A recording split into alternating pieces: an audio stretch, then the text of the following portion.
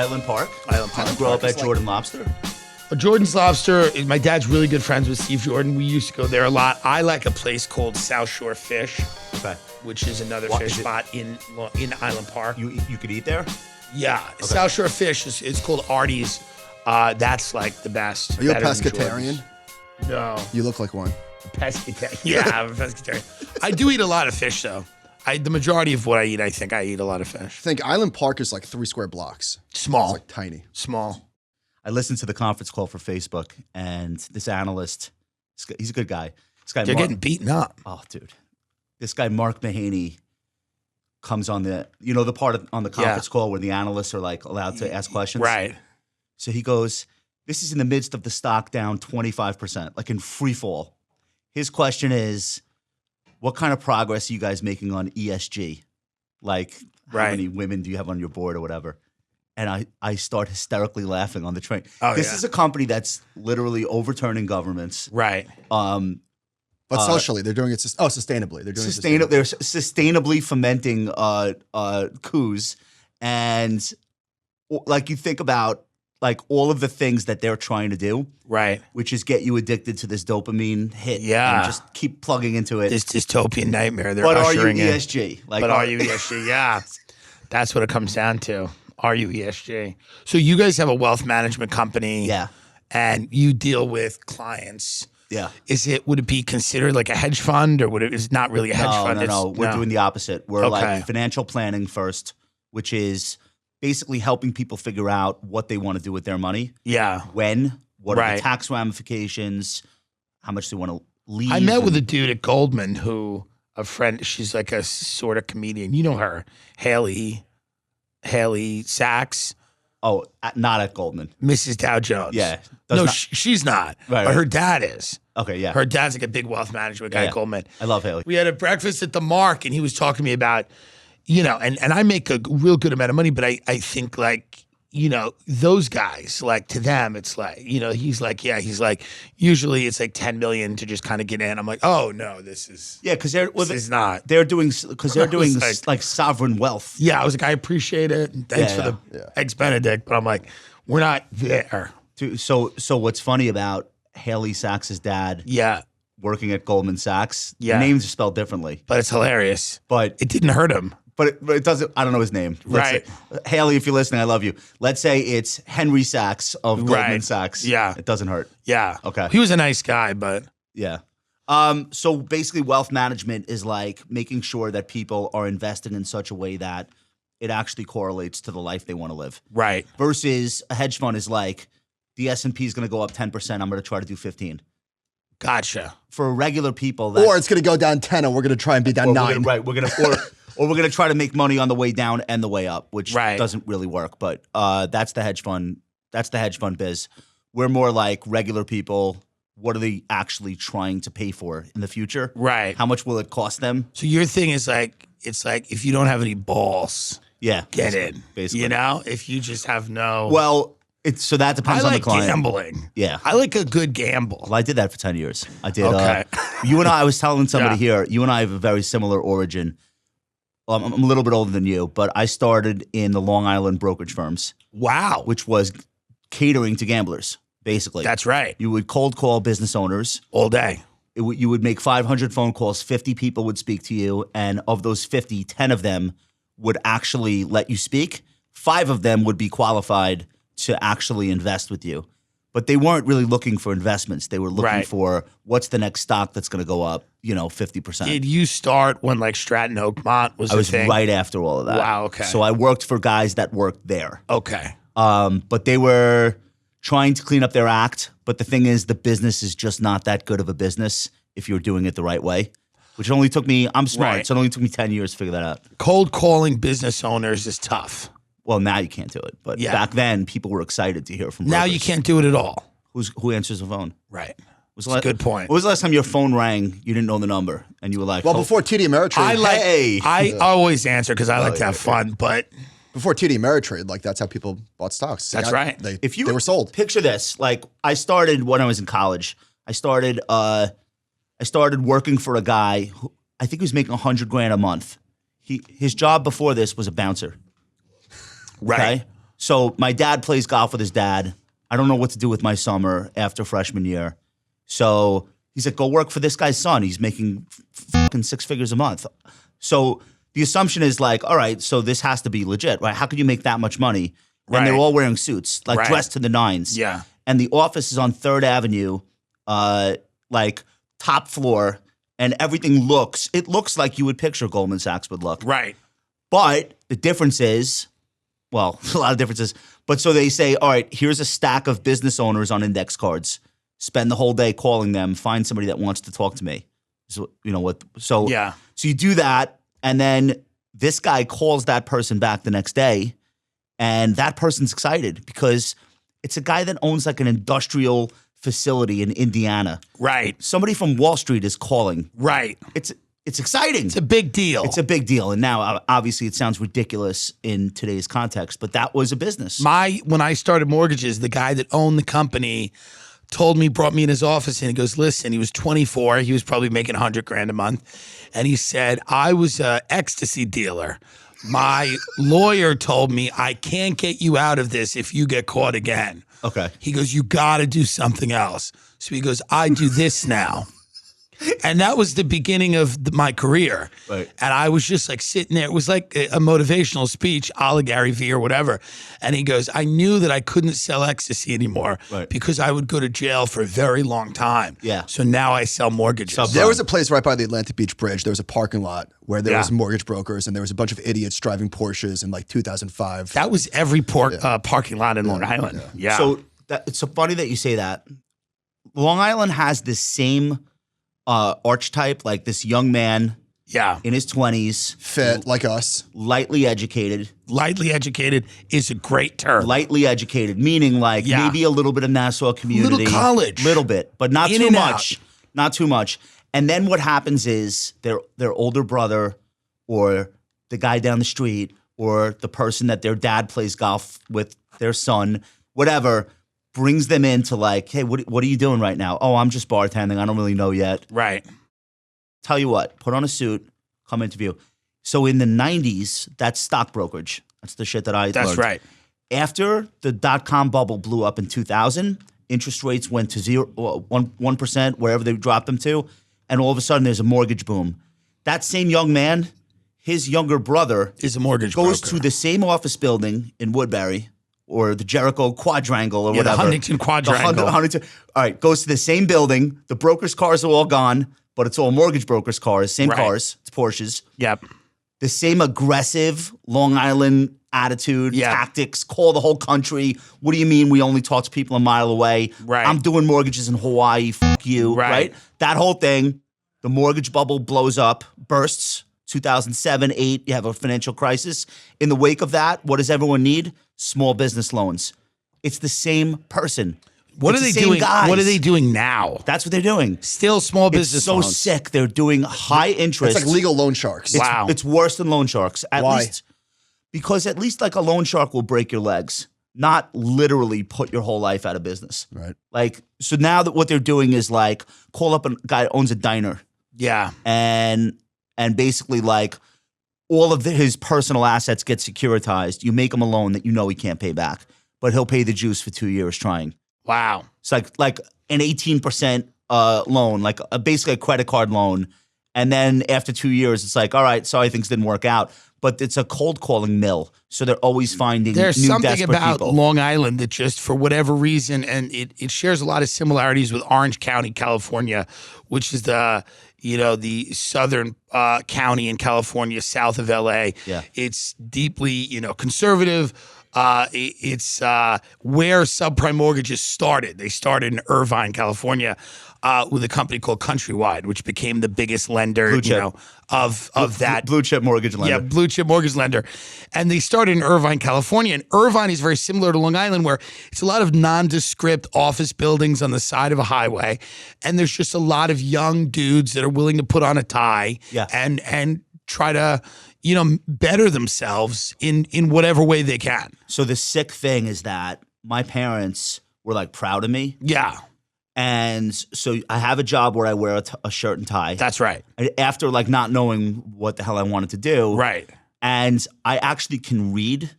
So like I have a leg up on a lot of the other people that Oh are. yeah. So then they're like grooming me to like be a manager. Right. Which if you don't own the firm, basically the manager doesn't actually have any power, but he's somebody that could be pointed to when things go wrong. Right. So I'm being groomed for that. Get a which is little great. maybe paid on volume bonus. Yeah. So you're like the most trustworthy pirate on the pirate Yes. ship, Yeah. basically.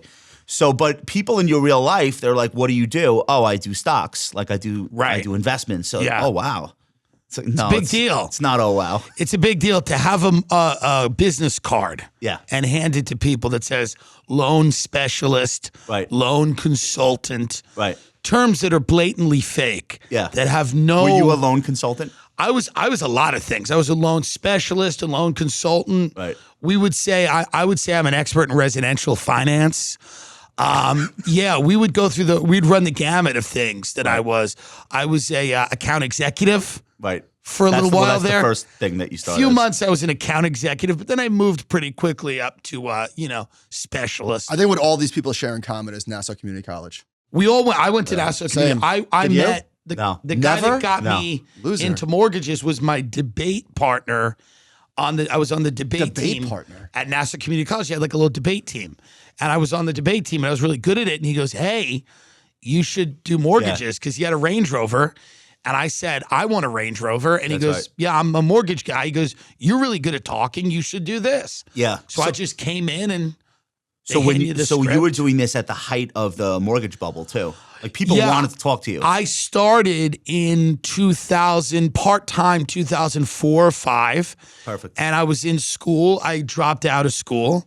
And then I rode the wave. I did well. I never made insane, crazy money. But I rode the wave up until, I was there for the entire disintegration Yeah. of that sector of the economy. And I watched it and that was a better education than college, in my opinion. Yeah. Seeing guys go from making $50,000 a month to delivering pizza. Yeah. That was a crazy mind fuck, if I can And say even that. even on the way up, like I knew guys that were laying carpet, Right. and then a year later, they're literally making six figures, It's crazy. doing mortgages. And it's Right. like, what do you even know about mortgages? He says, I don't know anything about mortgages. I know how to get people to sign paperwork, That's right. and that went on for like And people wanted not 6 months. That went on for like 5 wanted years. to sign it. That's the other thing. Like, yes, there was predatory lending, and yes, people were dealt with dishonestly, but there was also a lot of dishonest people Right. that wanted money. Oh, Like yeah. I talked about it on my show. I said, the idea of a victim in that, because everybody's like, there were so many victims. And you go, yeah, but historically, look at what the term victim has meant, right? The Catholic Inquisition, all these crazy things where you were persecuted or murdered. In this time in history, being a victim meant someone lent you too much money. Yeah. That's probably one of the better ways to be a victim. I think there's like two kinds though. There are people who just, somebody looks and sounds professional and they assume that they're getting advice. Even from Yes, a mortgage, true. Like, oh well, this person thinks I should buy this $1 million house, Right. Based on I can do it. So that's real. That's But what a real about the victim. people making 30 grand that are completely financially illiterate, like getting like totally fucking abused? Yeah, That is unfortunate, but I would argue that wasn't the reason for the crash. I really don't believe that. I don't believe that subprime was a very small part of the market. What people speculating with some Oh, yeah. financial literacy and pretty decent credit, who are able to leverage 4 or 5 homes and then just let 3 of them go, yes, seem to be, subprime was a small part of the market. And yes, that's horrible if you have no financial literacy. But the bigger problem was adjustable rate mortgages. Most people would have been okay if in 2 or 3 years that rate was consistent. A lot of them would have been okay. but nobody would have sold that consistent rate product to Right. those people. Nobody- 'Cause right. There's no money in it. And that is sad that there are people that had no idea that got bamboozled. But it's just my opinion, not so much my opinion, but like the vast majority of people that I dealt with knew they shouldn't kind of have the money. Right. And they were like, it's a very American thing. We'll figure it out later. Yes. Totally. It's the entire way we run our society. Like Yes. down the road, we'll figure it out. We'll move in a tenant. Your side business that makes $0 will start making money. We'll figure out how to cover, Right. we got a backyard pool coming. You'll teach swimming lessons, whatever it was. Yes, and the thing is that everybody is doing that same thing. Right. So you're surrounded by people. You're at a bar. It's 2006. You're in someone's backyard at a barbecue, whatever. There's 5 guys there that you went to high school with. You know they're idiots.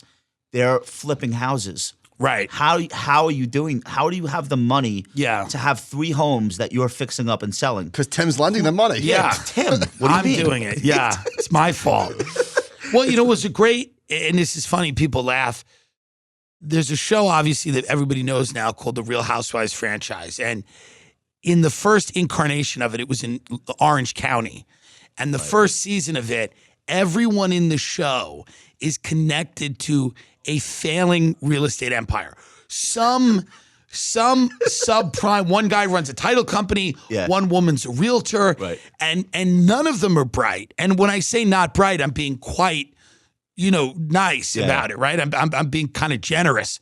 You look at these people and you go, how do they have Amex? How do they have that cards? house? How do they? Yeah. And then you start to realize that like they were just riding this wave. And then season 2 is all the bankruptcies. Right. And season 3 is all the divorces. And you go, it's such an interesting charting of. Don't you think that same thing is going to happen mostly on the West Coast with technology?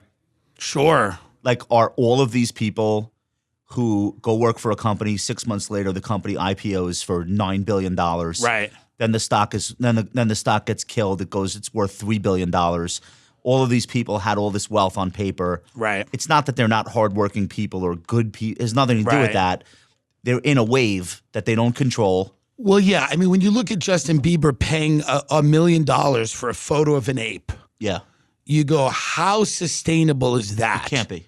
That's not a sustainable. I mean, it's It can't be. crazy when you think about it. I think the technology behind it's really interesting, transformative. People like myself that are creators that we make a living independently. I love the idea of more people being able to do that. Yeah. But, when you look at the sustainability of it and you go, how many people are in it for the ape and how many people are in it to get rich? Well, the thing They're is in that it to pump and dump. But and- Justin Bieber can take $1 million. He can do it. He can do it. He can do it once a week. That's yeah, but right. a lot more. So the story here is a lot more people can do it than you think.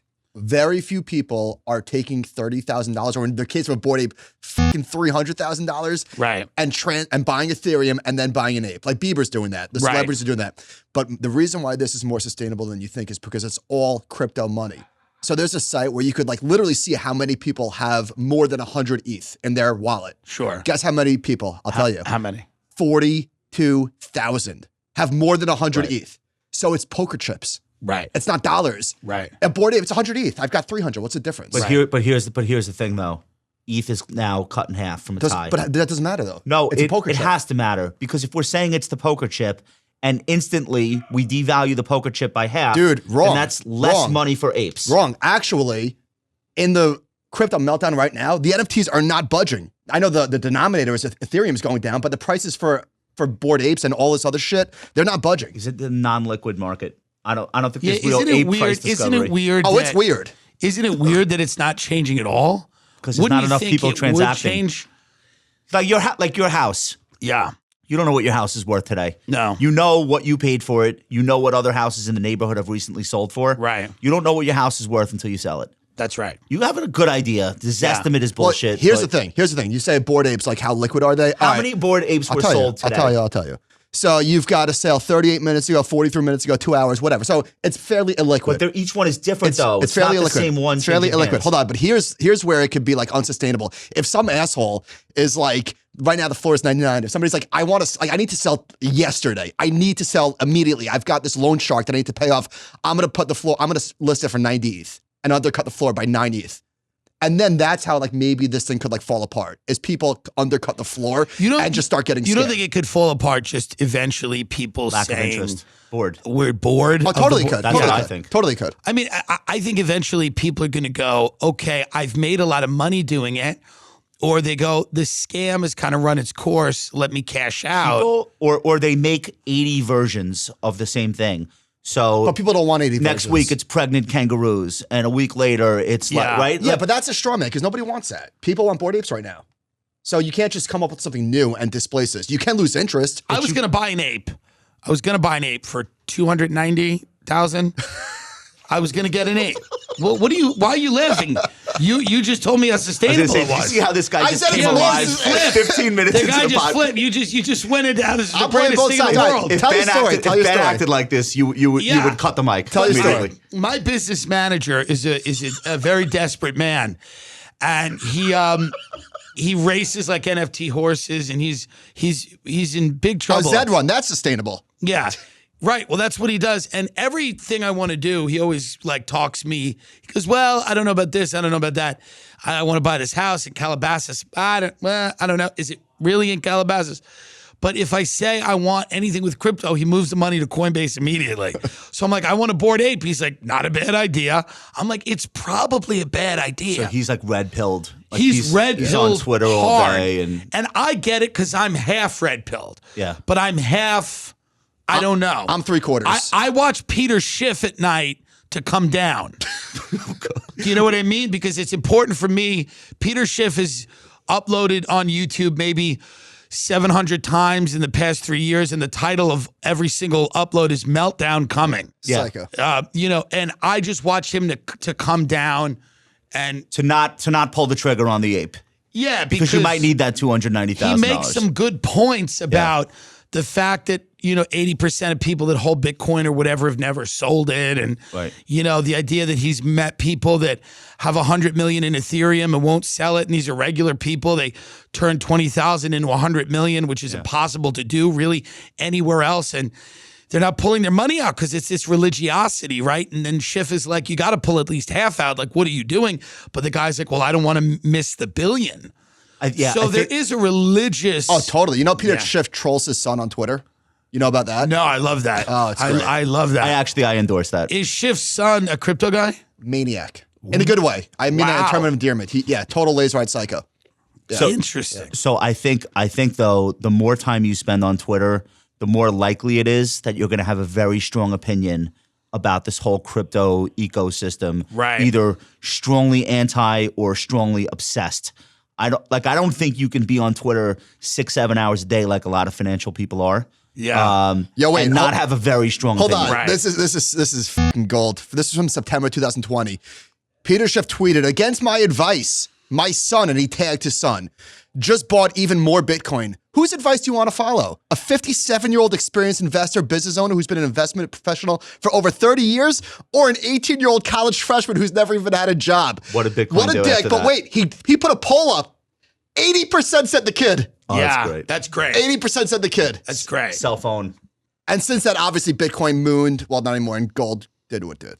Well, so I wanted to ask you, so you must get pitched every day to be involved in these projects, because one thing that all these projects have in common is they need like celebrity buy-in to be heard above the noise. Yeah. So like how many people are coming to you and being like, hey, we'll give you these coins, just Good talk amount. about them. A good amount. But I've always said I won't do an NFT until I'm very sure of like the value proposition. Like I won't sell something until I'm sure that it's worth it for people. That Right? you're delivering something in exchange. Yeah, I So, want all to right, know so exactly. Let's say yeah. you sold an NFT.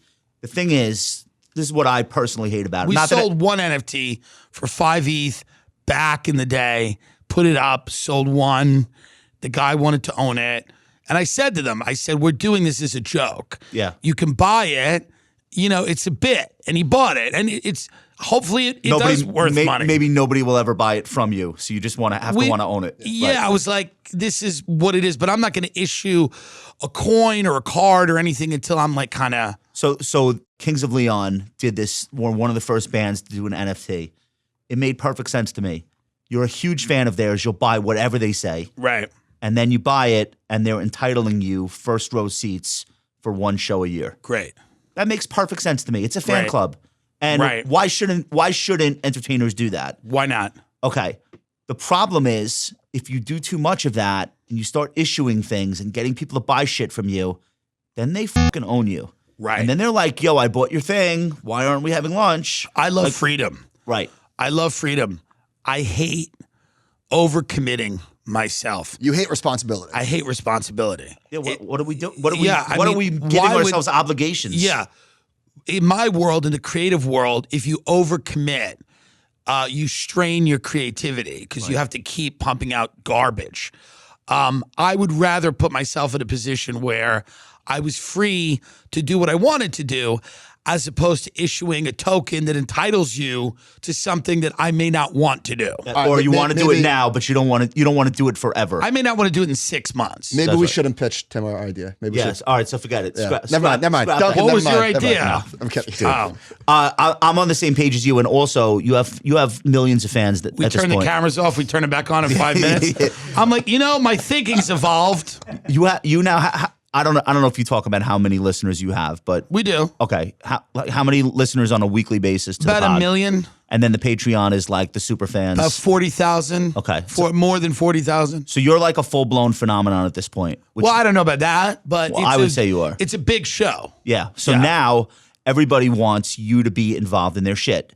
And Yeah. I think you're hilarious taking meetings, and the Substack meeting was hilarious. Well, I'll take a meeting with anybody. yeah. I like meetings. Yeah. I like conference rooms. I like lunches. I like the process. You like the pitch too. I love the pitch. I love the process. I like to see you sweat. I remember doing that. yes. I have the leverage because I have enough money to live and I don't care. Yes. So and now, that's what's fun. so now a lot of the things people are coming to you with, though, it's time consuming shit. And Yeah. you can't be funny, and you can't be you, and you can't you need hours to think of what's the next thing I want to do. If you're obligated all day and being pulled into meetings about things, and how can you be yourself? You get to a point where you just can't be yourself and please everybody at the same time. Yeah, you got to safeguard, I think, your time. Right. And that's harder and harder to do as we do more and more stuff. And I am interested, right? I am interested, if there is a good way to do a project that benefits people, I'm all ears, but Right. it can't just be let's figure it out later. It can't just be let's pump something to 50,000 plus people. Yeah. And then later on, we'll figure out what it is. I want to figure out exactly what it would be. We've always tried, I've wanted to do experiences for a long time that were non-traditional for people, right? We do this thing on my show called Fake Business, where we have our hoodies, our merch. It's all fake business because so much of what goes on is fake business. It's the funniest thing I've ever We heard. wanted to do a fake business convention, right? Oh, my Rent out a hotel, get a bunch of comics, get real trainers, sales trainers and shit, comics, fake things, have people not know what was going on, get tickets to events, seminars, funny stuff. Yeah. We wanted to do it, and I still do. If I could find a way to issue an NFT, or it pays for partially, or it allows you access to something like that. Yes. That's a really good idea. We've always thought about what would be, we thought about four-walling a restaurant on Long Island for 2 days, taking over the menu, the chef having it being this weird comedy dining experience where the menu would be insane. We'd hire lunatics to work there. It would be a really funny, going out in a Long Island restaurant, what's the reason everybody's not to got do it? Trump hats, you're screaming. Well, it's been COVID so far. Oh, yeah. But our idea was to basically let's take over a restaurant and give people a Long Island dining experience turned up to 11. Yeah. Like the depressed waitress complaining about diabetes. Family style Italian. Just Family style troughs of Italian, pasta. conspiracy, QAnon, crazy people complaining about the neighborhood changing. This experience that we've all had. Can you smoke at the table? Yeah, Cigarettes? probably. Yeah. Or maybe the waitress will be smoking when she approaches your table. We wanted to do crazy shit. I still do. Yeah. I still do. I'm still excited by the idea. When I was a comedian in New York, we rented a tour bus and I sold tickets to it. It was this massive show at the New York Comedy Festival.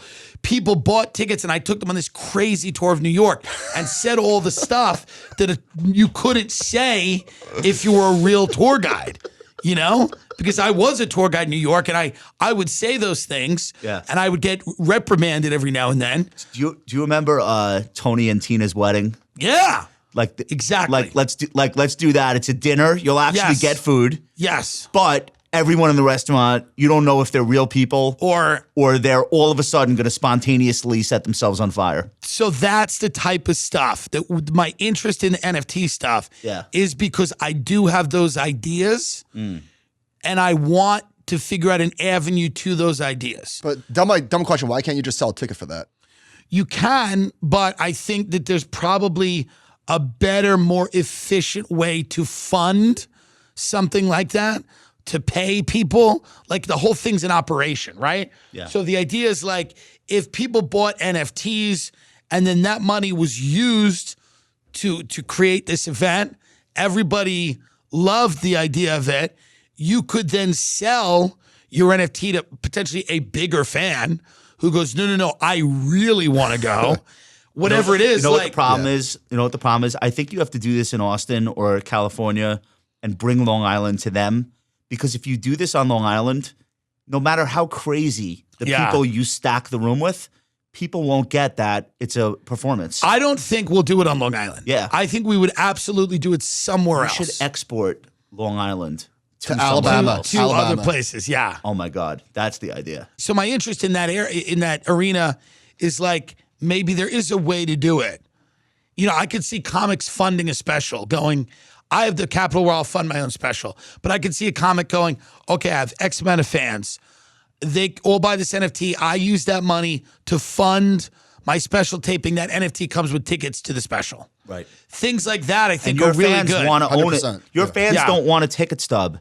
They want a digital representation of the fact that they're your fan and they went to Yeah, your and I event. think, by the way, I think That's a real thing. With the NFT would come with more than just a ticket stub. You would get things get with your it. alarm code to your there'd house. be an alarm code to my home. There would be Joe Rogan's phone number. Right. There would be, but there'd be On-chain. merch, maybe merch But specific to the it also event. helps amplify what you're trying to do. Nobody's taking a screenshot of their ticket and tweeting it. Absolutely. With the NFT, everyone's like, oh, me too. No, the marketing is built in. Right. All of that is built in. They market for you. Yeah, so that's why I am spending time with people trying to figure out how to do it. You should I totally have buy a the board. You ideas. should totally buy a board. You're one of the biggest. Listen, don't make me move the market. Bieber thinks he can move the market. I make it a gutter cat. So when you look at like the daily ups and downs of the stock market, how close attention do you pay to like what people are investing in or what companies are saying? I pay a decent amount of attention, but I don't. I'm not by any means any type of expert on anything. I look at it to know where things are going, so I can talk about it. I'm interested in culture and society at large. I like characters. Yes. So Kathy Wood's funny. Yes. And Gary Vee are funny. Yes. I like big personalities. And then the entrance point into this stuff. Both of those two people should be on your show. But I agree. My entrance point into, like, I love real estate, but my entrance point into real estate was these big realtors, people like Dolly Lenz in New York, these big personalities that would, have these crazy articles written about them in the New York Observer, and you'd read about them. And then from that, you would take an interest in the things they were selling. I feel a similar way about, like, I know more now about crypto and about Tesla and about all that stuff From the personalities. Because I think Kathy Wood she's very funny, very mild-mannered, kind of Connecticut mom, but then she's like this really like forward-thinking, balls to the wall investor that will just risk it all. And there's something about that I respect, but she looks like a woman you'd see leaving church. Yeah. You know what I mean? And getting into a Toyota Camry.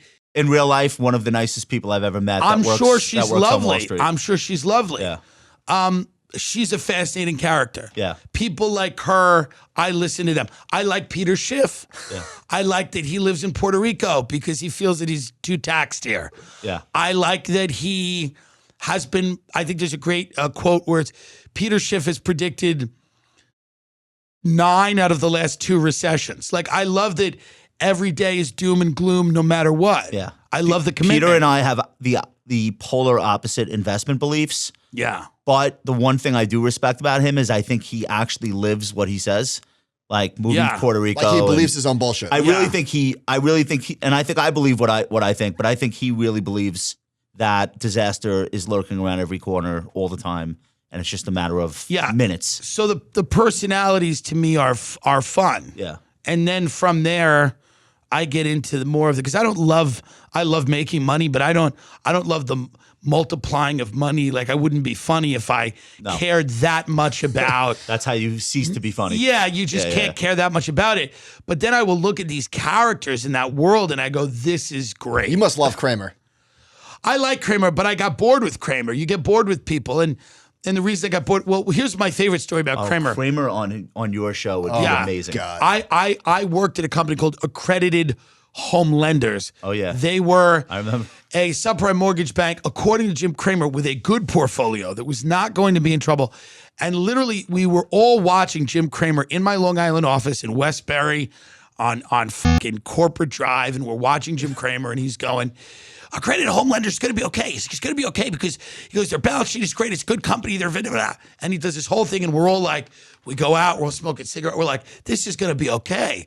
The next day, we get an email that says, all the brokers are like, yeah, we're going to be it's going to be okay. The next day, we get an email saying the company has ceased U.S. operations. Yeah, nobody's Literally, perfect. not 24 hours after Jim Kramer goes, they're good. yeah. So right after that, immediately, I was just like, oh, I get it. Well, listen. I think part of it is like you're kind of like the Long Island medium, right? There's, like she's pretending to talk to dead people. A lot of these guys are pretending to have a clue. It's entertainment. It's ESPN for stocks. It's not easy. Like, so here's what's weird about finance. When you watch the NFL pre-show, Right. and Terry Bradshaw, and they're all like picking the games. They're like, oh, I'm going with Mahomes. I say the Chiefs. And they go down and everybody says what they think is going to happen. That's it. Nobody calls them after and is like, I fucking lost my bet because of you. Right. I lost a 3-team parlay because. But for some reason, when somebody is talking about stocks or maybe real estate, it's like, oh, this person just gave me advice. Well, also, but Right. the No, they stakes, but the didn't. stakes are much higher with stocks because people are betting at $500 on the game, maybe. Right. With stocks, it's like their retirement money. Right, but this idea that you sat in front of a TV or you listened to a podcast and somebody told you what to do with your money Yeah, totally. that No, I you've get it. never I met get it. before. Yeah. Well, it goes back to the idea that you can't listen to a podcast and then be trusted to make a decision about your health, right? It's this idea, this 100%. infantilizing of people where their children who are easily led by whoever comes on TV or the Yeah, internet. it's kind of true. Well, but It is kind of true. But here's the deal. How much are you going to destroy society by instituting rules to protect those people? Truly. Because you will destroy society. If you go around and you try to structure society with the idea that people have absolutely no common sense or, a self-agency, then you're going to restrict the freedoms of everyone. You have to have a balance. There's this like famous thing on Wall Street that people bring up every once in a while. Apple's the most valuable company in the world. It's worth $3 trillion. In 1981, I guess, or whenever the IPO was supposed to be, the securities regulators in the state of Massachusetts forbid their people that live there from being in the IPO. Like, we will not let Massachusetts residents buy the IPO of Apple. It was called Apple Computer Corp or whatever at the time. And just this idea that, like, not that people couldn't have bought it the next day when it was publicly traded, but just this idea of like, you have to have rules and you have to have a modicum of protection. Right. And when big money's at stake, you probably need more protection. When health is at stake, but like, where does it stop? Well, this is why it's complicated. It's because it's health. And so I don't think it's right, but I understand why people are upset, even if I don't agree with why they're upset. People are going to be upset for a myriad of reasons all the time. And if you make policy based on how people feel, you're going to be changing policy constantly, and you're going to be getting, I think, it's going to seem like you don't have any values.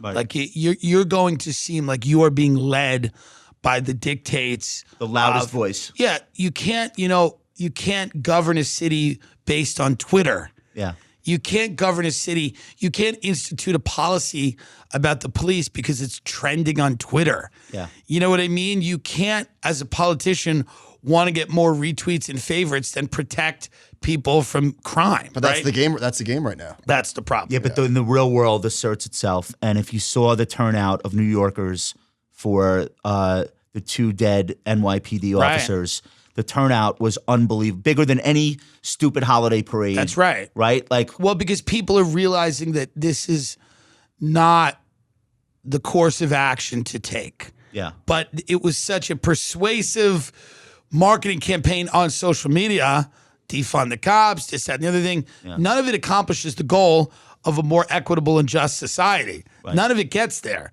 Right, but a politician can get retweets. But and a politician can get retweets. They can get clout, for lack of a better word. They can become a favorite.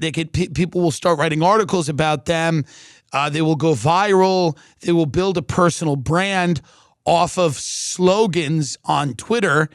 The policies are quite murderous. You know, I mean, they harm the people that they purport to help, and politicians don't care. Well, this is the problem with the internet. It's like you're pandering to the mob, and the mob could unite faster than ever before. And the mob is 4,000 people. The mob is not even the mob. The mob is a tiny fraction of people that have appointed themselves to be guardians of the public interest. That's what the mob is there. If you look at the sheer numbers of Twitter, I forget what it is, but it's 90% of content is, generated by 10% of the users. The vast majority of people, even on the app, don't care enough to generate that content. Right. This is a small amount of content. So when you see Sarandos and people like that, they're smart enough to realize this is the minority of a minority of a minority. I know trans people that didn't care at all. I know some of them that love Chappelle's special. I know some of them that said, I had no issue with the trans stuff, but I didn't think it was that funny. And then I know, obviously, because I'm plugged into the world, know people that were very upset about it. But it's not everybody. But the problem is the way it's presented is that it is. Well, we could do this. I know you got other places to be. The media is laser focused on everything that happens on Twitter. So those 4,000 people in and of themselves may not be that many people, but then the amplification, because like what is the media doing with the news? Mostly like things that start on Twitter. Well, it's like the media is like anybody else, right? They shipped a bunch of jobs in the 90s, manufacturing jobs out of the country. And, the media is also losing work, right? The media is losing eyeballs. They're losing revenue streams every day. Like a lot of people that made money in the traditional media landscape are struggling. They're struggling to do it now. Right. And that's why you should join Substack. That's why I will join Substack. You should be part of that revolution. In fairness to him, the CEO of Substack, he got back to me and said, we do have a money offer. After your podcast? It's not to buy you, but we do have an interesting thing. So I'm going to talk to him again. Right. To buy our show, it costs a lot of money. Right. Is this real business or fake business? No, we'll see. It's on him. I didn't know they wanted to host podcast. They want to do video with you? Yeah, they want to do it all. They want me to leave YouTube and Patreon. We have friends on Substack that fucking love it, by the way. Great. Yeah. Congrats. Yeah. I'm happy for them. Yeah. Give me money. Right. Or get the fuck out of here. You're going to go see Alec Baldwin later? We're going to go see Alec Baldwin reached out. Okay. I'm doing his podcast at 2. Okay. As a Long Island guy, it's a highlight. Are you doing shows right now? Not a ton. Okay. I'm popping in to do a 10-minute set here and there. I saw you. Like a quick Omicron set. Just where's that super spread? Where was the venue that I saw Tim at? I'm drawing a blank. On the upper side. Because it was your ticket. The Beacon. Yeah. Oh, I was supposed to be there, but I had a Crohn's attack that night. Oh, well, I apologize. Yeah, it's mostly your fault. Yeah. So I was looking forward to that. And then you did you sell out? Did you sell out the Paramount? 3 nights. Unbelievable. 3 Paramount shows. All right. And then we did Count Basie in Red Bank.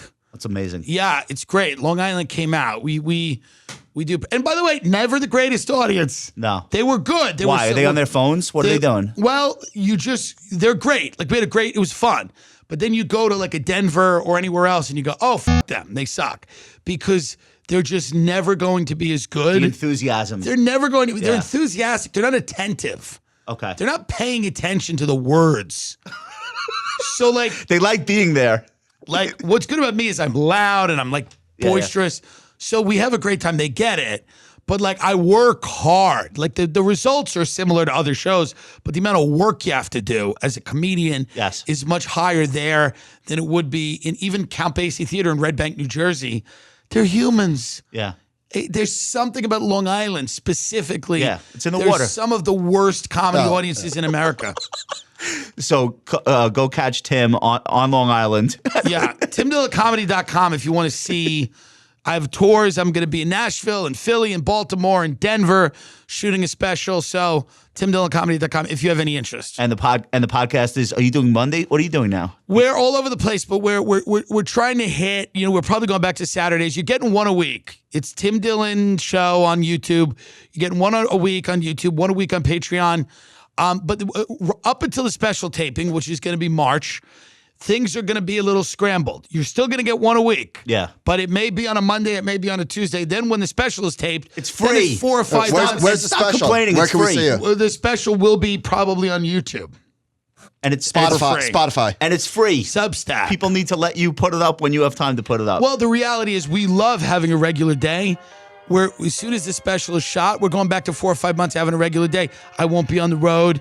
And then we'll bank episodes and, but you get it within a day, within 24 to 48 hours. It's very good. So just enjoy it and Tim, shut up. Tim, you're the man. Thanks so Thank much you for for coming having through. me. Really Thank you, appreciate brother. it. I appreciate it. Awesome, man.